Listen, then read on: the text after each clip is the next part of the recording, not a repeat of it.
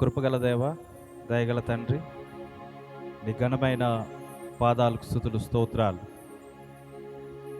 మహోన్నతుడా, నిన్ను ఆశ్రయించే వారికి ఏ మేలు కొదువై ఉండదని నీ వాక్యం సెలవిస్తూ ఉంది. ఈ శుభకరమైన ఈ పునరుత్థాన దినమున మేము నిన్ను స్తుతించుటకు, ఆరాధించుటకు ఇచ్చిన అవకాశాన్ని బట్టి వందనాలు. మొదటి ఆరాధనలో మీరున్నారు, మీరు మహింపరుచుకున్నారు ప్రభా. ఈ సాయంత్రకాలపు ఆరాధనలో మీరు మమ్మలను బలపరుస్తూ నీవిచ్చిన ఈ సమయాన్ని బట్టి స్తుతులు స్తోత్రాలు తెలియజేసుకుంటూ ఉన్నాను.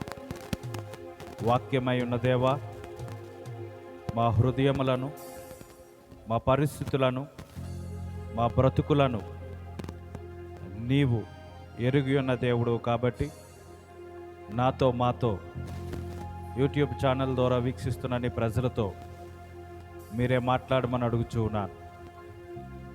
నీ ప్రసన్నతమైన నామము ఈ భూలోకమంతా కూడా విస్తరింపబడుతూ ఉంది. అనేకమైన పరిస్థితులు సేవకులకు, సంఘాలకు, రాష్ట్రాలకు ఏర్పడుతున్నప్పటికీ కూడా నీ శక్తివంతమైన, నీ బలమైన నామం ప్రకాశింపబడుతూ ఉంది. ఆ ప్రసన్నత, ఆ కృప పరిచర్యలకు ఇస్తున్న విధానం బట్టి వందనాలు. అంటే ధన్యత మా బ్రతుకులకు ఇస్తున్న విధానం బట్టి వందనాలు. నీవే సహాయకుడుగా, బోధకుడుగా, నాయకుడుగా నడిపిస్తున్నట్టు దేవా, మొదట మీరు నాకు బోధించండి, నేను ఇతరులకు బోధించే కృపను అనుగ్రహించమని నజరేయుడైన యేసుక్రీస్తు నామములో బ్రతిమాలు వేడుకుంటున్నాను పరమ తండ్రి, ఆమేన్.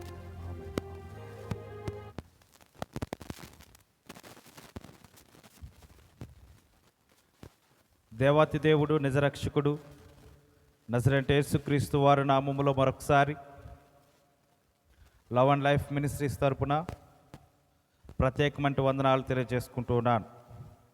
ఈ దినాన్ని ప్రభు ఈ భూలోకంలో యేసుక్రీస్తు వారు ఉండేటప్పుడు ఆయన ముందు ఉన్న ఒక విషయాన్ని బోధించుకుందాం. మార్కు సువార్త 7వ అధ్యాయము. మార్కు సువార్త 7వ అధ్యాయము 31వ వచనము నుండి మనం ఈ దినాన్ని వాక్య పాఠముగా నేర్చుకుందాం. ఆయన మరల తూరు ప్రాంతములు విడిచి సీదోను ద్వారా దెకపోలి ప్రాంతముల మీదుగా గలిలయ సముద్రమునద్దకు వచ్చెను. అప్పుడు వారు చెవుడు గల నత్తివాని ఒకరిని ఆయన యొద్దకు తోడుకొని వచ్చి వాని మీద చేయి ఉంచమని ఆయనను వేడుకొనిరి. సమూహములో నుండి ఆయన వానిని ఏకాంతమునకు తోడుకొని పోయి వాని చెవులలో తాను వ్రేలు పెట్టి ఉమ్మివేసి వాని నాలుక ముట్టి ఆకాశము వైపు కన్నులెత్తి నిట్టూర్పు విడిచి ఎఫత్తా అని వానితో చెప్పాను. ఆ మాటకు తెరవబడమని అర్థము. అంతటి వాని చెవులు తెరవబడెను. వాను నాలుక నరములు సడలి వాడు తేటగా మాటలాడుచుండెను. అప్పుడు ఆయన ఇది ఎవనితోని చెప్పవద్దని వారికి ఆజ్ఞాపించెను. అయితే ఆయన చెప్పవద్దని వారికి ఆజ్ఞాపించిన కొలది వారు మరి ఎక్కువగా దానిని ప్రసిద్ధి చేయుచు ఈయన సమస్తమును బాగుగా చేసియున్నాడు, చెవిటివారు వినునట్లుగాను మూగవారు మాట్లాడునట్లుగాను చేయుచున్నాడని చెప్పుకొని అపరిమితముగా ఆశ్చర్యపడి. చదవబడిన లేఖన భాగంలో యేసుక్రీస్తు వారు ఈ భూలోకంలో ఉండేటప్పుడు ఒక సంఘటన ఆయన ప్రసంగం చేస్తున్నప్పుడు ఎదురైంది. ఆ సంఘటన ఏదనగా, యేసుక్రీస్తు వారు తూరు ప్రాంతమును విడిచి సీదోను దెకపోలే ప్రాంతాలకు వచ్చినప్పుడు ఆయన వాక్యము చెప్తూ ఉన్న సమయంలో కొంతమంది ఒక వ్యక్తిని తోడుకొని వచ్చారు. తోడుకొని వచ్చినప్పుడు ఆ వ్యక్తి యొక్క స్థితి ఎలా ఉంది అని అంటే, ఆయన చెవిటి గలవాడు, నెత్తివాడు అని రాయబడింది. మొదట చెవిటి గలవాడు, రెండోది నత్తి గలవాడు. ఈ రెండు లోపాలు ఆ మనిషి జీవితంలో ఉన్నాయి. చెవులున్నాయి కానీ వినబడడం లేదు. నాలుక ఉంది కానీ నరాలు సలడం లేదు, మాట్లాడడం లేదు. నాలుక ఉంది, నోరు ఉంది, మాట్లాడలేకపోతున్నాడు. చెవులున్నాయి, వినడం లేకపోతున్నాడు, వినికిడి శక్తి లేదు. అయితే ఈ రెండు లోపాలు కలిగినట్టు వారిని తీసుకొచ్చి యేసుక్రీస్తు వారి ముందు పెట్టారు. అయితే వారందరూ కూడా ఆశ్చర్యకరంగా చూస్తూ, అయ్యా నువ్వు చేతులు ఉంచితే చాలు, వీరు స్వస్థపరచబడతారు, ఇతగాడు స్వస్థత పడతాడు అని చెప్తూ ఉన్నారు.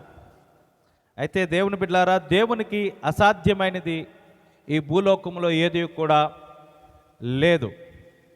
ఆయన మూసాడా, ఈ భూలోకములో ఎవడు తెరవలేడు. ఆయన తెరిచాడా, ఈ భూలోకములో ఎవడును మూయలేడు.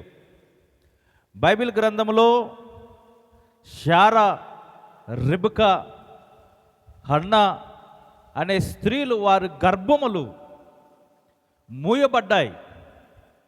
ఎన్నో సంవత్సరాలు వారు ఇబ్బంది పడుతూ ఉన్నారు. ఎన్నో సంవత్సరాలు వాళ్ళు నిట్టూర్పు కన్నీరు వారి జీవితంలో ఉంది. వారి గర్భసంచులు తెరవబడడం లేదు, వారి గర్భఫలం లేదు. అలాంటి పరిస్థితుల్లో దేవుడు వారి వైపు చూశాడు, వారి గర్భాలను తెరిచాడు. వారు కుమారులు గల, కుమార్తెలు గల తల్లులుగా వారిని దేవుడు మార్చాడు. ఏలియా అనే ఒక ప్రవక్త ఉన్నాడు. ఆయన ఈ భూలోకంలో పరిచర్య చేస్తున్నప్పుడు ప్రవచించాడు, 3.5 సంవత్సరాలు మీ ప్రాంతంలో వర్షం ఉండదు. ఈ 3.5 సంవత్సరాలు వర్షము కురియకుండానట్లు దేవుడు నాతో చెప్పాడు అనంటే 3.5 సంవత్సరాలు వర్షం పడలేదు. మరలా ఏలియా ప్రార్థించగా మరలా ఆకాశము తెరవబడింది, వర్షము కుమ్మరింపబడింది. దేవునికి అసాధ్యమైనది లేదు. దేవునికి సమస్తమును కూడా సాధ్యమే. కాబట్టి యేసు ప్రభు వారు దేవుని కుమారుడుగా ఈ భూలోకానికి వచ్చిన తర్వాత ఆయన ముందు ఒక చెవిటి గలవాడిని, ఒక నత్తి గలవాడిని, మాటలు రాలేనట్టు వ్యక్తిని పెట్టి, అయ్యా మీకు అసాధ్యమైంది ఏమీ లేదు, మీరు ఇతగాన్ని స్వస్థపరచాలి అని ప్రభువును వేడుకునేటప్పుడు 34వ వచనములో, ఆకాశము వైపు కన్నులెత్తి నిట్టూర్పు విడిచి ఎపతా అని గట్టిగా ఆయన చెప్పగా, ఆ మాటకు అర్థం ఏమిటనంటే తెరవబడుట. దేవునికి స్తోత్రం కలుగునుగాక. ఈరోజు మానవుని యొక్క హృదయము తెరవబడడానికి దేవుడు అనేకమైన అద్భుత కార్యాలు చేస్తూ ఉన్నాడు. మొదటిగా ఈ సందర్భంలో దేవుడు ఆయన ఏం చేశాడంటే కన్నులు తెరిచేటట్టు చేశాడు. ఏ కన్నులవి అనంటే, ఏ కన్నులు అనంటే ఈ బాహ్య సంబంధమైన కన్నులు ఈ భూలోకంలో ప్రతి వానికి కలిగి ఉంటాయి. కానీ ఆత్మీయ సంబంధమైన కన్నులు మనము తెరుచుకోలేకపోతూ ఉన్నాం. ఈ బాహ్య సంబంధమైన కన్నులు మనము చూడగలుగుతున్నాం, మంచేదో చెడేదో చెప్పగలుగుతూ ఉన్నాం, ఏది రమ్యమైనదో ఏది రమ్యము కాలేనిదో ఈ భూలోకంలో చెప్పగలుగుతున్నాం. కానీ దైవక సంబంధమైన కన్నుల దగ్గరకు వచ్చేసరికి ఆత్మీయ నేత్రములు గుడ్డుతనముతోనే ఉన్నాయి. దుష్టుడు చాలా దౌర్భాగ్యవంతుడు. దుష్టుడు ఎలాగా నీతో బోధిస్తాడు అని అంటే, దేవుడు చెప్పాడు, ఇదిగో మీ కన్నులకు రమ్యముగాను కనబడే ఈ ఫలముందు చూసారా, ఈ ఫలాన్ని మీరు తినవద్దు అని దేవుడు ఆదాము హవ్వలకు ఒక కండిషన్ పెట్టి, ఆయన మరొక చోటకు వెళ్ళగానే దుష్టుడైనట్టు వాడు వారిని ఎలా మోసపరిచాడు అనంటే, ఏ కన్నులకు అది రమ్యముగా కనబడదో అదే కన్నులకు, హవ్వ యొక్క కన్నులకు ఆ ఫలాన్ని రమ్యముగా కనబడేటట్టు చేశాడు. ఈరోజు నీ జీవితంలో మనోనేత్రాలు తెరవబడకపోవడానికి కారణం ఏంటనంటే, దేవుని సన్నిధి, దేవుని ఆవరణము, దేవుని మందిరము, దేవుని పరిచర్య, దేవుని యొక్క మాటలు, దేవుడు నీ ముందు చేస్తున్న కార్యాలు అవి రమ్యముగా కనబడవు. కానీ త్రోవను పోయే ప్రతీది కూడా నీకు రమ్యముగా కనబడేటట్టు దుష్టుడు ఆలోచన నీకు పెడుతూ ఉంటాడు. వాడు నీకు కనిపించేటట్టు చేస్తూ ఉంటాడు. నీ కన్నులకు అది రమ్యముగా కనబడేటట్టు చేస్తాడు. దుష్టుడు కూడా చాలా చాలా జ్ఞానవంతముగా నీ యొక్క కన్నులను తిప్పాలని ఆశపడుతూ ఉంటాడు. అయితే ఈరోజు దేవుని యొక్క వాక్యం సెలవిస్తూ ఉంది, ఈ చెవిటి గలవంటి వాడికి, ఈ మాటలు రాలేనంటి వాడికి దేవుడు తెరవబడినట్లుగా నేటి సంఘాలకు దేవుడు ఆత్మీయ నేత్రాలు తెరవబడునుగాక. వాక్యము యందు, దేవుని యొక్క సన్నిధి యందు, దేవుని యొక్క మాటలు యందు నీ కన్నులు ఏకాంతముగా నిలచబడడానికి దేవుడు నీకు అవకాశాన్ని ఇస్తూ ఉన్నాడు.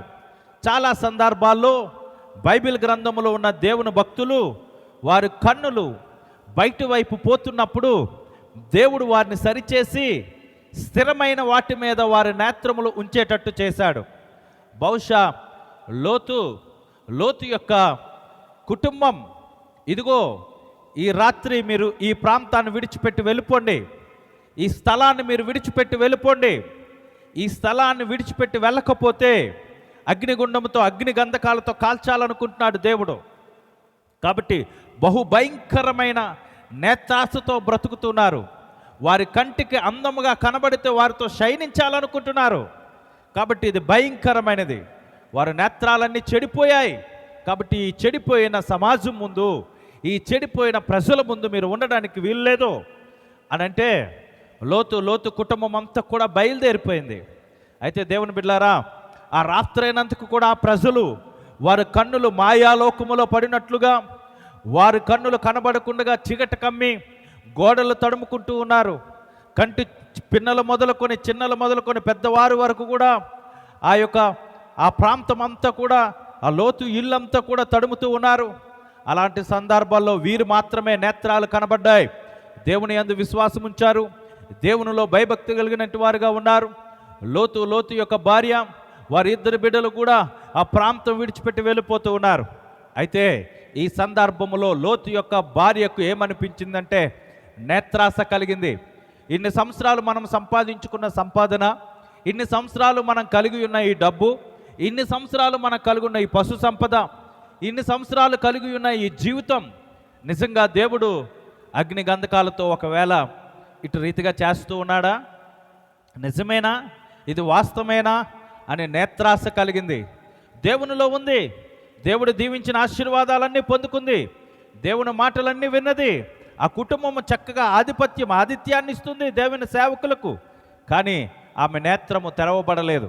ఈరోజు నువ్వు పాటగాడివాడా, ఆటగాడివైనా, బోధకుడివైనా, ఎలాంటి వాడివైనా పాటలు పాడొచ్చు, వాక్యము చెప్పొచ్చు, స్తుతి ఆరాధన చేయొచ్చు, దాన ధర్మాలు చేయొచ్చు, మీటింగుల కొరకు 1000 రూపాయలు ఇవ్వచ్చు, ఎంతో సహాయపడవచ్చు, ఏమీ చేయొచ్చు, చేయకపోవచ్చు.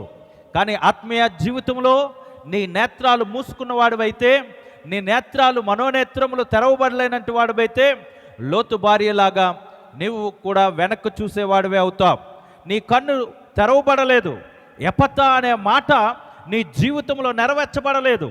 ఎఫతా అనే మాట నెరవేర్చబడలేనప్పుడు నువ్వు కళ్ళగలవాడివై ఈ చూపును నువ్వు తేటగా చూడగలుగుతున్నావు. కానీ దేవుని స్వారూప్యమును, దేవుని యొక్క మాటలను, దేవుని యొక్క విశ్వాస జీవితాన్ని నువ్వు గ్రహించలేకపోతున్నావు. దేవుని మీద ఆధారపడి చూచి నమ్మటి కంటే చూడక నమ్మనంటి వారు విశ్వాసములో బలవంతులు అన్నారు.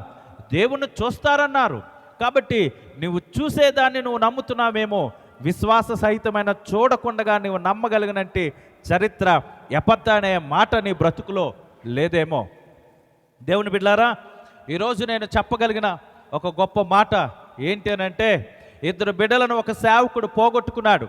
ఆయన అనుకున్నాడంట, నేను కూడా నా బిడ్డలు మరణించారు, నేను కూడా చనిపోదాం. నేను సేవలో ఉన్నాను కదా, సేవలో ఈ కష్టం ఎందుకు సేవలో ఉండేటప్పుడు నా బిడ్డలు 2 చనిపోయారు.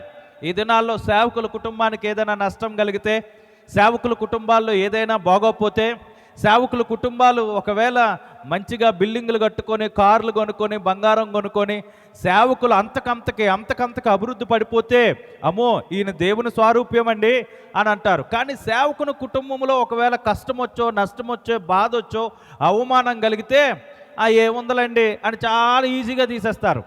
ఏంటనంటే వీళ్ళు కన్నులు తెరవబడలేదు. వీరు శ్రమల గురించి చదువుతారు కానీ, శ్రమల గురించి పాడతారు కానీ దానిలో వీరు నడవరు. ఎందుకంటే అంత ఆత్మీయ జీవితం వీరి కళ్ళుకి లేదు, వీరి కంటికి కనబడిందే మంచిది. కాబట్టి దేవుని బిడ్డలారా, ఆ సేవకుడు 2 బిడ్డలు కూడా గోదావరి నదికి వెళ్ళి స్నానం చేస్తూ ఉన్న సమయంలో ఆ గోదావరి నదిలో కొట్టుకుపోయారు. 2 యవనస్తులే.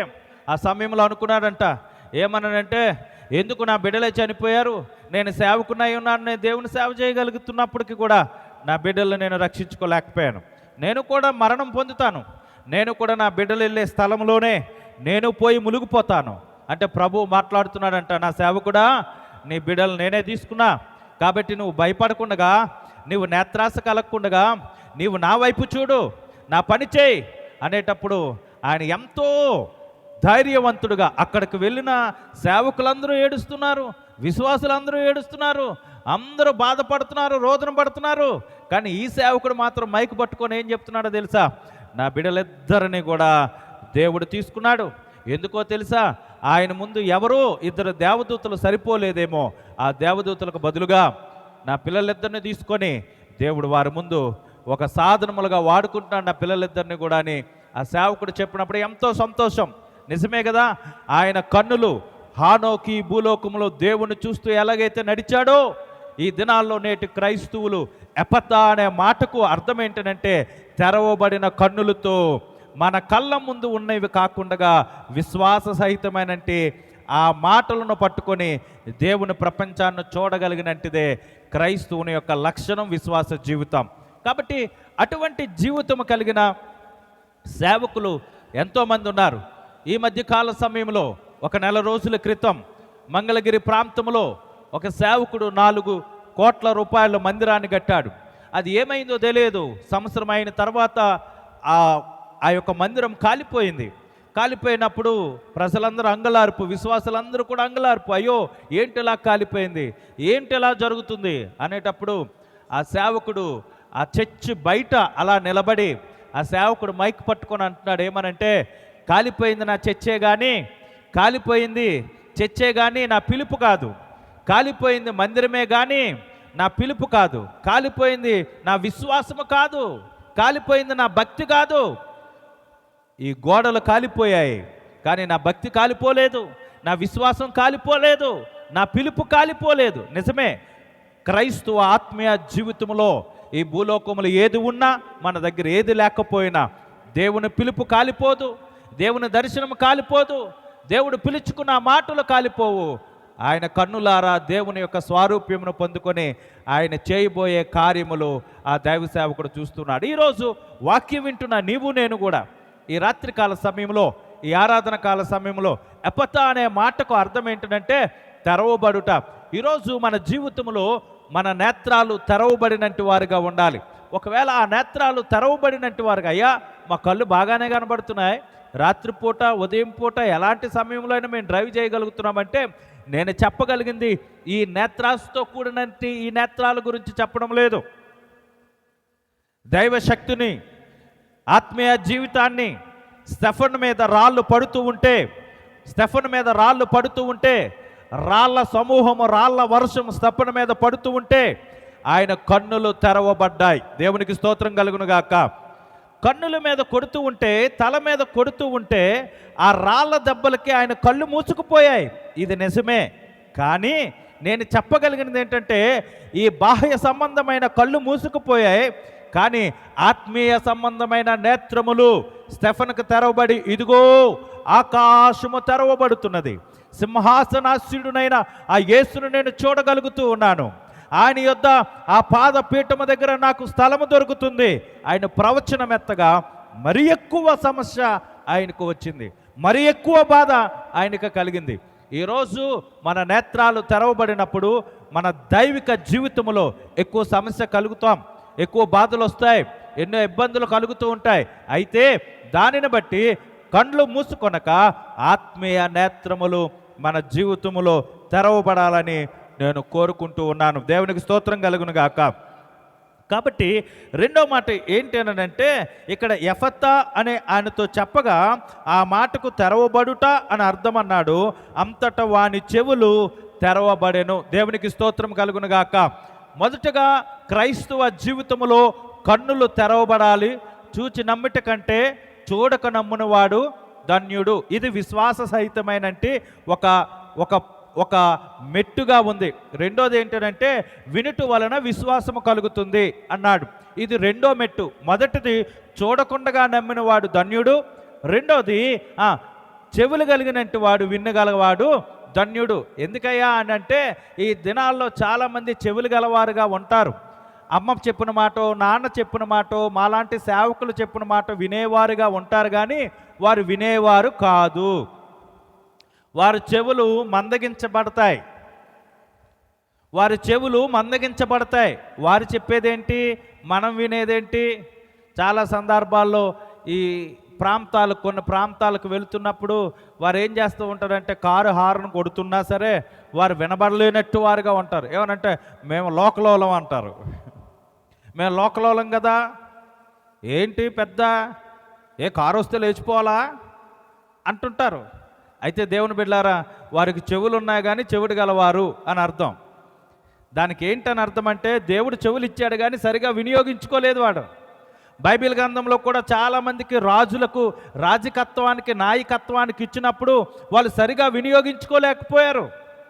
ఈ భూలోకంలో మనిషి జీవితం నీకు ఇచ్చిన తర్వాత, మనిషిగా నిన్ను బ్రతికిన తర్వాత, మానవుడుగా ఈ భూలోకం మీద దేవుడు నిన్ను పెట్టిన తర్వాత, దేవుడు నీకు ఏర్పాటు చేసిన దాన్ని, నీకు ఇచ్చిన జీవితాన్ని నువ్వు నిలబెట్టుకోలేకపోతే దేవుని ముందు నువ్వు వ్యర్థుడు అయిపోతావు.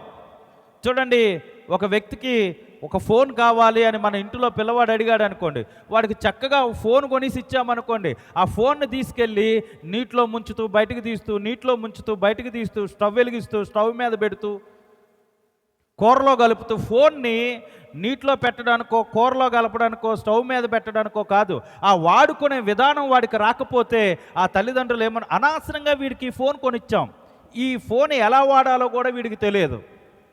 దేవుడు కూడా నీ జీవితంలో ఏదైనా, అది బాంధవ్యమైనా, అది వస్తువులైనా, అది ధనమైనా, అది ఏదైనా దేవుడు నీకు ఇస్తే, ఒకవేళ నీవు సరిగా వాడుకోవడం రాకపోతే దేవుడు కూడా నీ జీవితంలో నీ జీవితాన్ని చూసి అనవసరంగా వీడికి ఇచ్చాను, అసలు వీడు ఎలా వాడుకోవాలో రాదు అనుకుంటాడు. చాలామందికి చెవులు ఎలా వాడాలో, ఏం వినాలో, ఏం వినకూడదో తెలియదు. చాలా సందర్భాల్లో నేను చూస్తూ ఉంటాను, కీర్తన గ్రంథంలో ఈ మొదటి వచనం ఉంటుంది ఒకటి. ఏంటంటే, కీర్తన మొదటి అధ్యాయం మొదటి వచనంలో చాలా సందర్భాల్లో సండే స్కూల్ నుంచి మనకు బాగా తెలిసిన మాట అది. చెప్పండి ఏంటది? దుష్టుల ఆలోచన చొప్పున నడవక, పాపుల మార్గమున నిలువక, అపహాసకులు కూర్చున్న చోట కూర్చుండక. నిజంగా ఈ మాట ఎన్ని సందర్భాల్లో మనం చదవనివ్వండి, ఎంతమంది, యేసు ప్రభువే వచ్చి ప్రసంగం చేయనివ్వండి, ప్రసంగమే మన పని మందే. కాకులన్నీ ఒక దగ్గర కూర్చొని కావు కావు కావు కావు కావు కావు అన్నట్టు ఇంక ఇదే పని. కుక్కలన్నీ ఒక చోట తూరు బావు బావు బావు బావు బావు బావు అన్నట్టు ఇదే పని. ఇంకా అపహాసకులు కూర్చున్న, అపహాసం అంటే ఏంటి? వెళ్ళేవాడిని చూసి నవ్వడం, వచ్చేవాడిని చూసి నవ్వడం, పోయేవాడిని చూసి నవ్వడం. ఇది దేవుని దృష్టిలో తప్పు, ముమ్మాటికి తప్పే. నువ్వు కూర్చోవలసిన స్థితి, నువ్వు నిలబడవలసిన స్థితి, నువ్వు నవ్వవలసిన స్థితి ముందుగానే ప్రభు హెచ్చరించి కీర్తనాకారుడు ద్వారా రాయించాడు.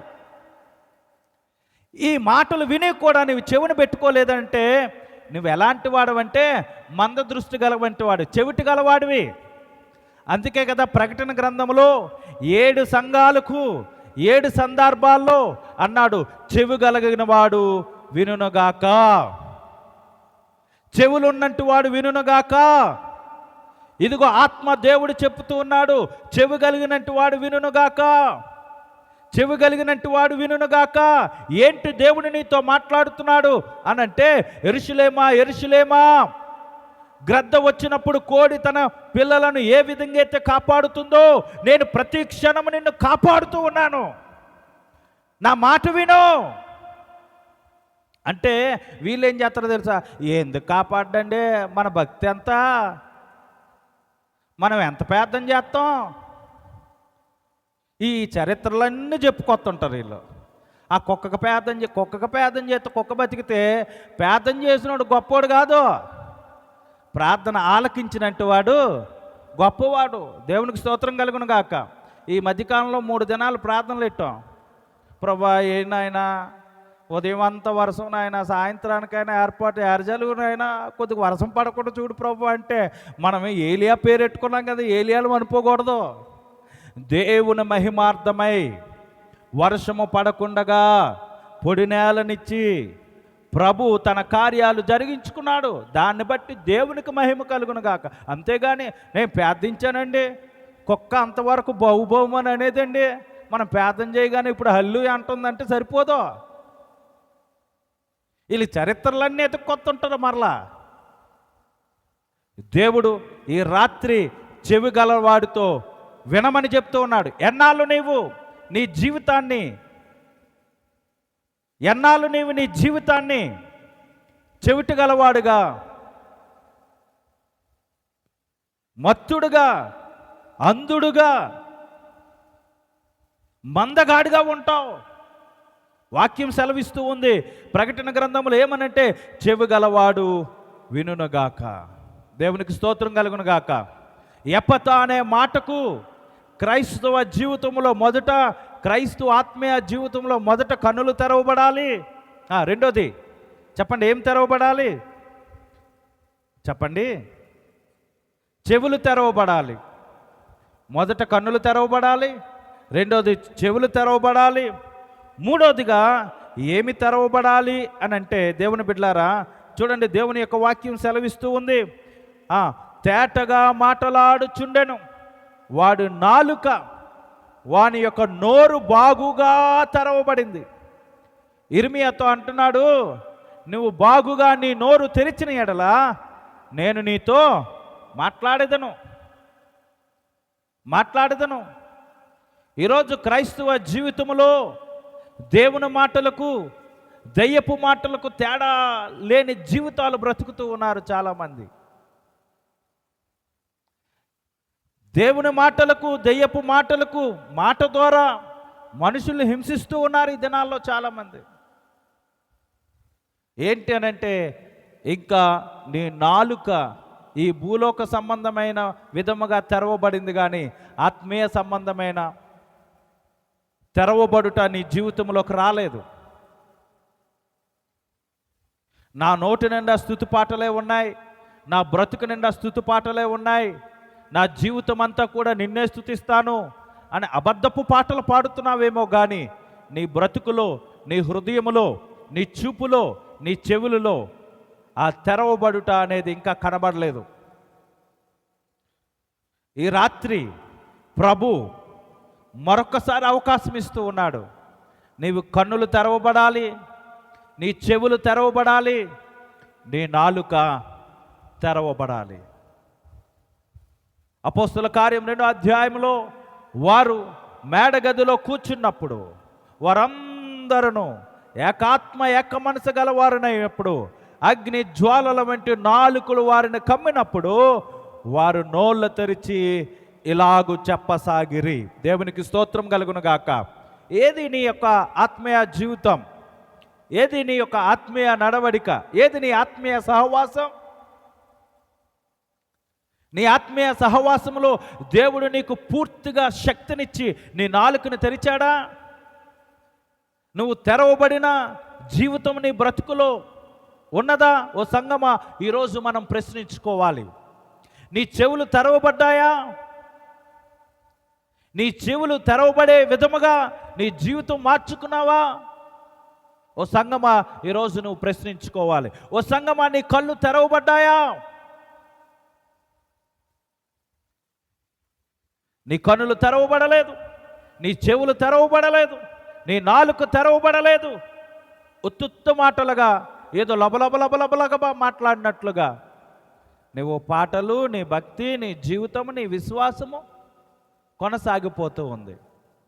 తెరవబడిన జీవితం నీలో నాలో లేకపోతే, ఇదిగో హన్నా గర్భము తెరవబడలేనప్పుడు దేవుడే ఆ గర్భాన్ని తెరిచాడు. దేవుని మహిమార్థమై సమూయేలును ఇచ్చినప్పుడు సమూయేలు ప్రవక్తై అనేక మంది మనుషులకు ఒక ఆదర్శముగా మార్చబడ్డాడు. నీ పాట అలా ఉందా? నీ మాట అలా ఉందా? నీ చూపు అలాగుందా? నీ భక్తి అలా ఉందా? ఈరోజు మనకు మనం ప్రశ్నించుకోవాలి. ఈరోజు అటు రీతిగా ప్రశ్నించుకోవాలి. వాక్యం సెలవిస్తుంది, నేనును నా ఇంటి వారిని యెహోవాను సేవిద్దామంటే అత్తకు సమయం లేదని కోడలు మానేస్తుంది మందిరం. కోడలకు సమయం ఇచ్చారు పాస్టర్ గారు అని అత్త మానేస్తుంది. ఏమనంటే, మాకు సమయం లేదు కదండి, మేమెందుకండి రావడం? మరి పరలోక రాజ్యంలో సమయం లేదని నువ్వు పరలోక రాజ్యానికి వెళ్ళడం మానేకో. ఈరోజు తెరవబడిన జీవితము, తెరవబడిన హృదయం లేకపోతే, తెరవబడిన అనుభవం లేకపోతే, నీ చుట్టూ ఉన్న వాళ్ళందరూ కూడా నీ జీవితంలో భక్తి జీవితం నాదే, నా భక్తే శ్రేష్టమైనది, నా భక్తే విలువైనది, నా భక్తే సరైనది, నా మందిరమే సరైనది. దేవుడు అటు రీతిగా పోల్చలేదు. సంఘములన్నిటినీ ఒక్కొక్క అవయముగా మార్చాడు. ఈ అవయవాలన్నీ కూడా ఒక స్త్రీగా మార్చబడ్డాయి. ఈ స్త్రీని దేవుడు వివాహం చేసుకోవడానికి 2వ రాకడలో వస్తున్నాడు. ఒక మాదిరి కలిగిన సంఘముగా దేవుడిని నుంచుకోవస్తున్నాడు. నీకిచ్చిన సమయాన్ని, నీకిచ్చిన జీవితాన్ని, నీకిచ్చిన బ్రతుకుని నీవు వినియోగించుకోకుండా, నీ కన్నులు తెరవబడకుండగా, నీ చెవులు తెరవబడకుండగా, నీ యొక్క స్వరము తెరవబడకుండగా, బయట విషయాలకైతే నీ స్వరాన్ని తెరుస్తూ ఉన్నావు, దేవుని విషయానికి ఆ స్వరం రాబడుతూ ఉండలేదు. చాలామంది బిడ్డలు ఒక్కొక్కసారి మైక్ ఇచ్చినప్పుడు వారు బయట మాటలు అయితే చాలా గంభీరంగా మాట్లాడుతూ ఉంటారు.